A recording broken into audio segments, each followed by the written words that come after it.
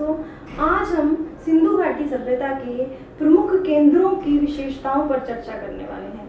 सिंधु घाटी सभ्यता का जो पहला केंद्र हम जिस पर बात करने वाले हैं वो है हड़प्पा। हड़प्पा वह स्थान है जिसे सबसे पहले खोदा गया, इसीलिए सिंधु घाटी सभ्यता को हड़प्पा सभ्यता भी कहा जाता है। अब हड़प्पा की कुछ विशेषताओं की बात कर लेते हैं। यह मोंटगोमरी जिले में है जो वर्तमान में पाकिस्तान में है और रावी नदी के किनारे पर स्थित है। इसके अलावा हड़प्पा से हमें एक स्त्री की मूर्ति प्राप्त हुई है जिसके गर्भ से पौधा निकल रहा है। यह पृथ्वी माता का प्रतीक है। हड़प्पा से विभिन्न प्रकार के कलश प्राप्त हुए हैं जिस पर चालाक लोमड़ी और प्यासा कौवा की कहानियां अंकित की गई हैं। विशाल अन्नागार के प्रमाण भी हमें हड़प्पा से प्राप्त होते हैं। 12 कक्षों का यह अन्नागार है जिसमें 6 कमरों की 2 पंक्तियां बनाई गई हैं। इसके अलावा जो दूसरे नंबर पर हम चर्चा करने वाले हैं वह है मोहनजोदड़ो। मोहनजोदड़ो दूसरा स्थल था जो सिंधु घाटी सभ्यता के उत्खनन में सामने आया।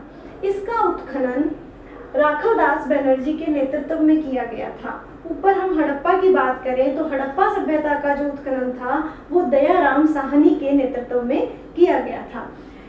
मोहनजोदड़ो वर्तमान में लरकाना जिले में स्थित है जो भी पाकिस्तान में है और यह सिंधु नदी के किनारे पर स्थित है। मोहनजोदड़ो से हमें विशाल स्नानागार के अवशेष प्राप्त हुए हैं जो उस समय की स्नान ध्यान परंपरा की ओर संकेत करते हैं। अन्नागार भी यहाँ से प्राप्त हुआ है। इसके अलावा नर्तकी की कांसे की मूर्ति प्राप्त हुई है जो 11.5 सेंटीमीटर लंबी है। मृण मूर्ति प्राप्त हुई है जिसे योगी की मूर्ति कहा गया है। यह मिट्टी से बनी हुई है। इसके अलावा एक मुहर पर पद्मा आसन में बैठे एक व्यक्ति को दिखाया गया है जो संभवतः आद्य शिव को रिप्रेजेंट कर रहे हैं। हम तीसरा जो हम बात करने वाले हैं वो है लोथल। लोथल सिंधु घाटी सभ्यता का प्रमुख स्थल रहा है। यह भोगवा नदी के किनारे है। यह वर्तमान में गुजरात के अहमदाबाद जिले में स्थित है। यहाँ से हमें गोदी के प्रमाण प्राप्त हुए हैं। गोदी यानी कि डॉकयार्ड। यहाँ पर जो डॉकयार्ड था वो वर्तमान के विशाखापट्टनम डॉकयार्ड से भी बड़ा था। उसमें जो डॉकयार्ड बनाया गया था उसका प्रवेश द्वार 12 मीटर चौड़ा था। उस प्रवेश द्वार के द्वारा बड़े बड़े जहाज यहाँ आकर रुकते थे। इसका प्रमाण हमें वहां पर मिली मुहरों से भी मिलता है। लोथल से ही हमें मेसोपोटामिया की एक बेलनाकार मुहर प्राप्त हुई है और एक नाव के चित्र वाली मुहर भी प्राप्त हुई है जो जलीय माध्यम के द्वारा व्यापार को इंगित करती है। चावल के अवशेष भी हमें यहाँ से प्राप्त हुए हैं। अग्नि वेदिकाओं का प्रमाण भी हमें लोथल से प्राप्त हुआ है। यहाँ से हमें युग्म समाधियों के अवशेष भी प्राप्त हुए हैं।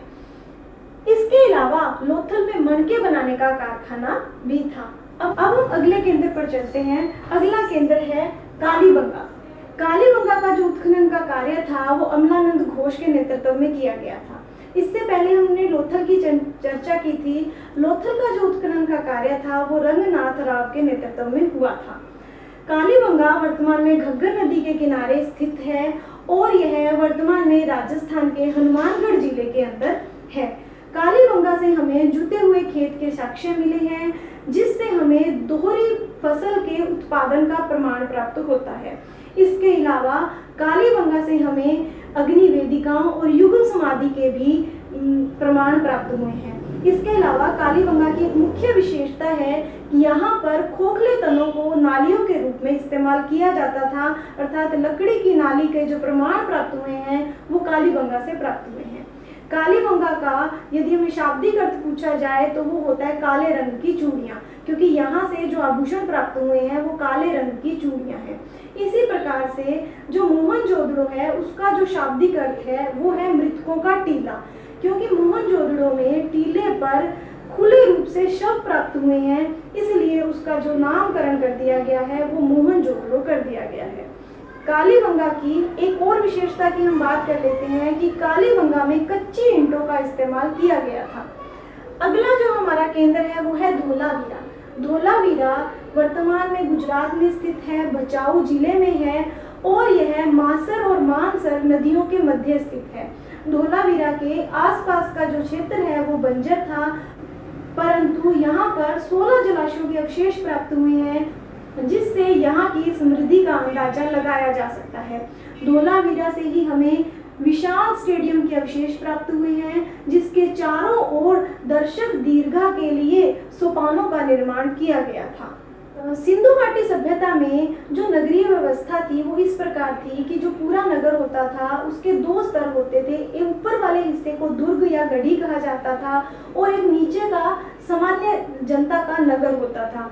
परंतु धोलावीरा एकमात्र ऐसा स्थल है जिसमें 3 स्तर पाए जाते हैं, दुर्ग, फिर एक मध्यम नगर और एक निचला नगर। इसमें 3 स्तरीय व्यवस्था पाई जाती है।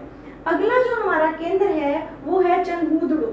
चनहूदड़ो में जो पहली विशेषता है कि यहाँ पर मणके बनाने का कारखाना था। मणके बनाने का कारखाना लोथल में भी था। इसके अलावा चनहूदड़ो एकमात्र ऐसा स्थल है जहाँ पर दुर्ग के अवशेष नहीं मिलते हैं, केवल निचले नगर के ही अवशेष प्राप्त हुए हैं। चनहूदड़ो एकमात्र ऐसा स्थल है जहाँ पर वक्राकार ईंटों का प्रयोग किया गया था। चनहूदड़ो जो है वो वर्तमान में पाकिस्तान के अंदर है और सिंधु नदी के तट पर स्थित है। चनहूदड़ो का जो उत्खनन कार्य था वो एमजी मजूमदार के नेतृत्व में किया गया था और धोलावीरा का जो उत्खनन कार्य था वो आरएस बिस्ट के नेतृत्व में किया गया था। इसके अलावा हम 1-2 और विशेषताओं की बात करते हैं। सिंधु घाटी सभ्यता से हमें नहरों के भी प्रमाण प्राप्त हुए हैं। नहरों के प्रमाण हमें अफगानिस्तान के 2 केंद्रों से प्राप्त होते हैं, शोर्तगुई और मुंडीगा। इन दोनों स्थानों से हमें नहरों के प्रमाण प्राप्त हुए हैं। सिंधु घाटी सभ्यता के लोग जो हैं वो घोड़ों से भी परिचित थे और घोड़ों के जो अवशेष हैं वो गुजरात के सुरकोतदा स्थान से प्राप्त हुए हैं। तो ये प्रमुख केंद्र थे, कुछ विशेषताएं थी जिनसे रिलेटेड क्वेश्चंस अक्सर और कॉम्पिटिटिव एग्जाम्स में पूछे जाते हैं। अगर आपको हमारी ये वीडियो अच्छी लगी हो तो आप इसे लाइक एंड शेयर करना ना भूलें। धन्यवाद। जय हिंद।